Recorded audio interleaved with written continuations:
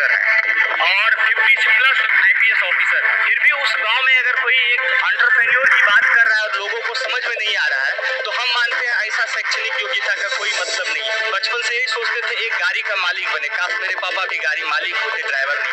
हमारे यहाँ लोग लीडर जो है तो वो दागदार चुनेंगे, लेकिन एंटरप्रेन्योर दागदार नहीं चुनेंगे। दाग लग गया तो या तो आप सुसाइड कर लीजिए या ताना मारते हुए आपको हम शहर छोड़ा देंगे।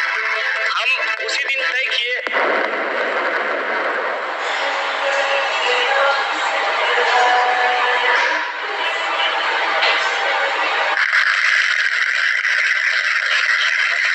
मेरा नाम दिलखुश कुमार है और मैं सहरसा जिला का रहने वाला हूँ। सहरसा जिला से करीब 10 किलोमीटर दूर एक गांव है जिसका नाम बनगांव है। मैं वहीं से बिलोंग करता हूँ। मेरे बाबूजी बस ड्राइवर थे। हम लोग का बचपन का जो शिक्षा दीक्षा हुआ था वो सरकारी स्कूल में हुआ था और इस स्थिति में हुआ था जो एक ड्रेस को एक सप्ताह पहन के जाते थे। जब हम लोग मैट्रिक किए, हम 2 भाई हैं, जब दोनों भाई मैट्रिक किए तो बाबूजी ड्राइवर थे, उनका सैलरी बहुत कम था, 3,3200 रुपये उस समय उनको सैलरी मिलता था। तो 2009 में इंटर का एग्जाम किसी तरह पास कर गए। मैट्रिक मेरा 3rd डिवीजन था तो कहीं सोचने का मन ही नहीं बन रहा था जो कहीं जॉब के लिए अप्लाई करें। फिर किसी तरह 2nd डिवीजन इंटर पास किए और उसके बाद हमारे शहर में एक जॉब मेला लगा। चूंकि घर का दयनीय स्थिति खराब था, लायबिलिटी बढ़ते जा रहा था और 2009 में ही हम शादी भी कर लिए थे तो मेरे ऊपर भी लोड आ गया था। तो जब जॉब मेला में हम लोग जॉब के लिए गए तो वहाँ कुछ कंपनियां थी जो पटना से आई हुई थी, वो छोटे शहरों से लड़के लोग को ले जाके किसी संस्था में उसको जॉब दिया करता था। हम भी वहाँ अपना रिज्यूम जाके डाले थे तो पटना की एक कंपनी, एक स्कूल में एक चपरासी का पद खाली था। उस पद के लिए हम आवेदन किए थे और हमको इंटरव्यू के लिए पटना बुलाया गया। तो जब हम इंटरव्यू के लिए पटना आए, पहला बार मेरा पटना आना था, बहुत कठिनाई भी हुई आने में। जब पटना पहुंचे तो जो इंटरव्यू ले रहे थे उसमें 2 पुरुष और 1 महिला थी।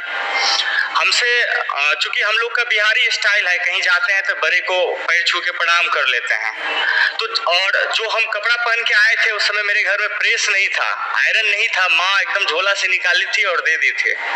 तो उनको जैसे ही प्रणाम किए तो उनको लग गया जब लड़का जो है सो पूरा का पूरा देहाती है तो ये क्या प्राइवेट स्कूल में जो है सो मेंटेन कर पाएगा अपना ड्रेस कोड।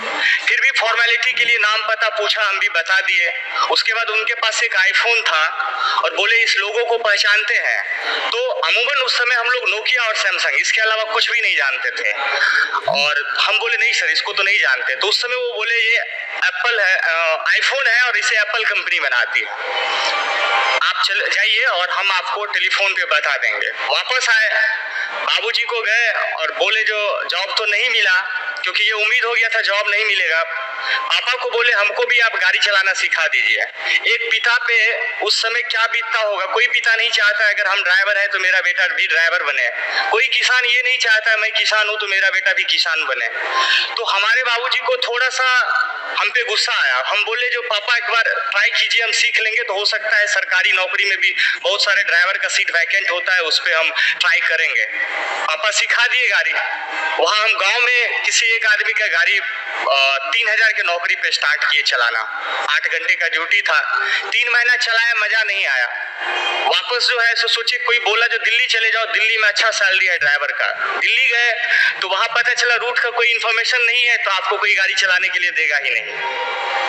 अब क्या करें, वहाँ रूट का उस समय ना स्मार्टफोन भी नहीं था और गूगल मैप भी उस हिसाब से पॉपुलर नहीं था। तो हम क्या किए, हम गए और एक परिचित थे जो हमको ले गए थे, उनको बोले भैया कोई आइडिया बताइए जिससे दिल्ली का रास्ते के बारे में जानकारी ले। तो बोला एक काम करो, रिक्शा चला लोगे? हम बोले बिल्कुल चला लेंगे।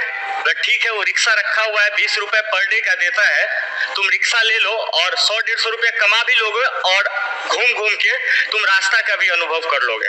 रेडी हो गए हम।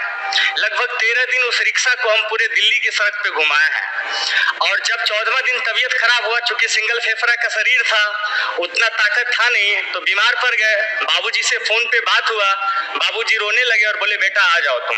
हम आ गए, बोले हम कमा रहे हैं किसी तरह गुजारा कर लेंगे। वापस हम आए, घर आ गए, फिर कोई एक आदमी बोले पटना में मेरे अप्रोच है और हम वहाँ पे तुमको जॉब लगा देंगे, ड्राइविंग का ही जॉब लगा देंगे। तो पटना है, एक सिक्योरिटी का एजेंसी था उनका, उनके यहाँ मारुति 800 पे हम ड्राइविंग शुरू किए और 6 महीने उनके साथ काम किए। फेवरेट बाइक खुद खरीदनी, स्मार्ट ना बाइक ब्रो। अब उसी स्पीड से कुछ वेरी स्मार्ट कर लो। एंजल वन पे क्विक साइन अप करके इन्वेस्टमेंट स्टार्ट कर लो। पेश है स्मार्ट लोगों का very smart choice, Angel One, आगे बढ़ने का स्मार्ट सौदा। Investments in securities markets are subject to market risks. Read all the related documents carefully before investing.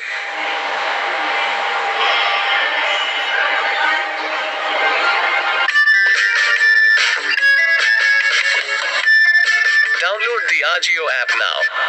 अच्छा खासा वो सैलरी भी देने लगे थे, 4000 में ज्वाइन किए थे, 6000 सैलरी देने लगे थे, फिर भी मन नहीं मान रहा था, नहीं यहाँ नहीं रुकेंगे। उसके बाद बचपन से हमको इलेक्ट्रिकल फील्ड में ज्यादा इंटरेस्ट था, तो उस समय वास्तु विहार अग्रणी होम्स पटना में अपना बिल्डिंग बना रही थी और खूब जहाँ देखते थे वहाँ उसी का प्रोजेक्ट पे काम हो रहा था। तो हम वो जॉब छोड़े उनके पास गए, जो कुछ बिजली वाला काम हमको भी दे दीजिए कॉन्ट्रैक्ट बेसिस पे, हम भी उसको करेंगे। हमको वहाँ काम मिल भी गया, एक कोई तिवारी जी थे और एक बार में ही वो मेरा बात मान गए और हमको काम दे दिए। 5 साल का जर्नी मेरा रहा वास्तु विहार के साथ। अंततः पूरा पटना जोन का टोटल प्रोजेक्ट का इलेक्ट्रिकल और फायर का मेरे पास वर्क था, कॉन्ट्रैक्ट था। और जब 2015 में ये बिहार में सरकार बदली हुई, तो उस समय फिर हम लोगों को लगा बिजनेस थोड़ा सा मंदा हो गया कंस्ट्रक्शन लाइन का, तो हम लोग का पेमेंट डिले होने लगा। उसी समय 1 साल पहले हम एक कार खरीद लिए थे, क्योंकि अच्छी खासी कमाई होने लगी थी। तो पहला शौक तो यही होता है एक ड्राइवर का बेटा का, जो एक गाड़ी हो जाए अपने पास घूमने के लिए, क्योंकि बचपन से यही सोचते थे एक गाड़ी का मालिक बने। काश मेरे पापा भी गाड़ी मालिक होते, ड्राइवर नहीं होते। पहला गाड़ी खरीदे, 2015 में उसको ड्रॉप कर दिए और प्लानिंग करते करते 16 में हम फिर अपने होम टाउन मूव कर दिए। वहां से हम आर्या गो का शुरुआत किए, क्योंकि एक नई कार लेके गए थे और जिस गांव में ये चीज शुरू किए थे कॉन्सेप्ट को हम, उस समय लोग इसका हंसी मजाक उड़ाता था, भाई 10 लाख का कार है, 200-250 रुपए में भेज रहा है, ये पागल हो गया है, सटिया गया। जिस समय हम स्टार्ट किए थे, हालांकि मेट्रो सिटी में तो पहले से कैब का कॉन्सेप्ट था, लेकिन ग्रामीण क्षेत्र में लोग कैब नहीं समझ पा रहे थे। बहुत सारे लोग कैब को कैफे भी बोलते थे, लोगों को ये समझाना पड़ता था जो कैब मैंने टैक्सी। तो हम लोग जो फर्स्ट चैलेंज हम लोग को जो आया ऑडियंस तक पहुंचने में, अपने उपभोक्ता तक पहुंचने में, तो हम लोग जो नाम रखे थे आर्या गो कैब। आर्या गो तो ठीक है, लेकिन कैब क्या है, लोग ऐसे सवाल करते थे। तब उनको समझाते थे, भैया आप जो भाड़ा पे गाड़ी लेते हैं ना, दिन भर के लिए अगर 2 घंटा के लिए भी लेते हैं तो 1000 रुपए चार्ज करता है, प्लस ईंधन चार्ज करता है। तो हम उसको क्या किया, आवरली कर दिए, पर मिनट कर दिया। आप 10 मिनट रखिए, 10 मिनट का ही चार्ज लगेगा, 10 किलोमीटर चलिए 10 किलोमीटर का ही चार्ज लगेगा। मतलब जो आप ऑटो पे चल रहे हैं उसको आपको मूव कर रहे हैं आप लोग कार पे। तो लोगों को समझाने में थोड़ी परेशानी हुई। हमारा जो गांव है उस गांव में लगभग 43 IAS ऑफिसर है और 50+ IPS ऑफिसर है, और अभी वर्ल्ड बैंक के सीनियर डायरेक्टर भी हमारे ही गांव से है। तो हमारे गांव जो है सो 3 पंचायत का गांव है, और वहाँ मतलब समझिए एक शिक्षित गांव है। फिर भी उस गांव में अगर कोई एक एंटरप्रेन्योर की बात कर रहा है और लोगों को समझ में नहीं आ रहा है, तो हम मानते हैं ऐसा शैक्षणिक योग्यता का कोई मतलब नहीं है। क्योंकि ये चीज जान रहे हैं, हमारा जो देश है, जो हमारा पॉलिटिशियन है, जो लीडर है, वो सिर्फ कॉन्सेप्ट डिजाइन कर सकता है, एग्जीक्यूट करने के लिए एंटरप्रेन्योर को ही एग्जीक्यूट करना होगा।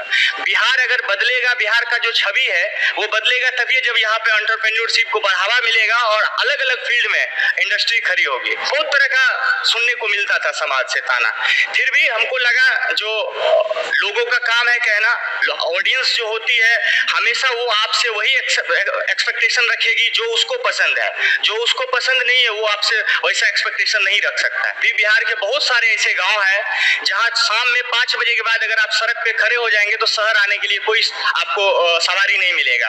आपको या तो कोई भाड़े की ऑटो करके आना पड़ेगा या कोई भाड़े का जो 4 व्हीलर होता है वो करके। तो हम लोग इसको क्या किए, इसको कैब बेसिस पे ला दिए, टैक्सी ला दिए, टैक्सी बना दिए, जो आप घर बैठे ही कॉल कीजिए या मोबाइल एप्लीकेशन पे बुक कीजिए, आपके डोर स्टेप तक पहुंचेगा।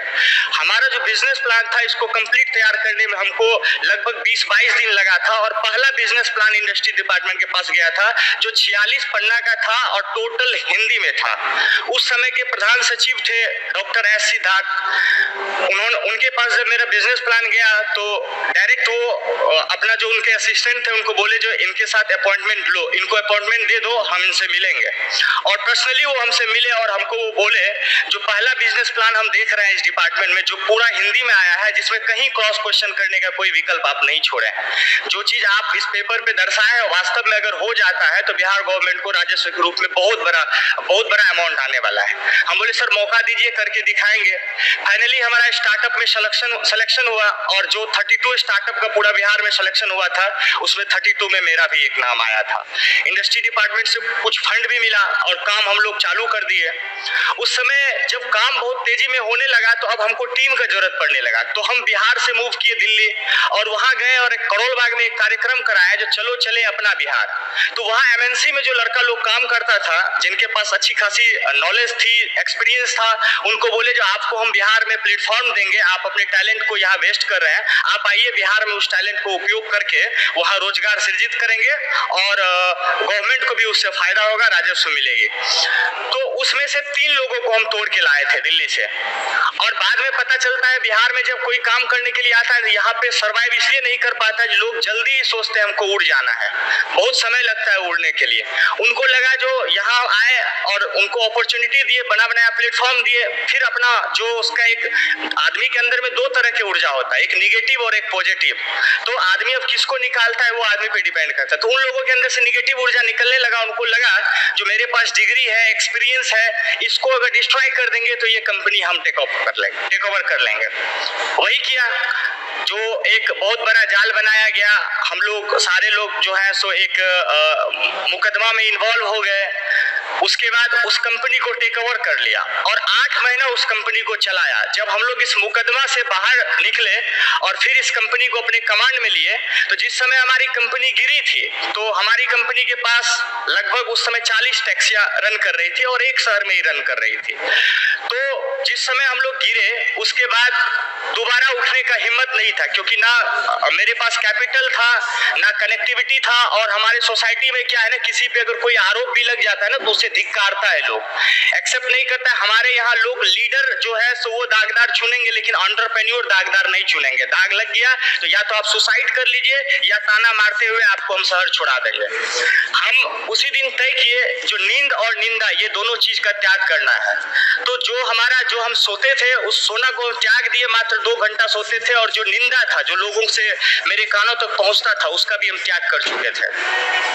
2019 में फिर से इस कंपनी को खड़ा किए और आज के डेट में 550 टैक्सी के साथ 700 एम्प्लॉयमेंट का हम कंपनी बनाया है। 8 जिला में सर्विस दे रहे हैं, 11.6 करोड़ की हमारी टर्नओवर है।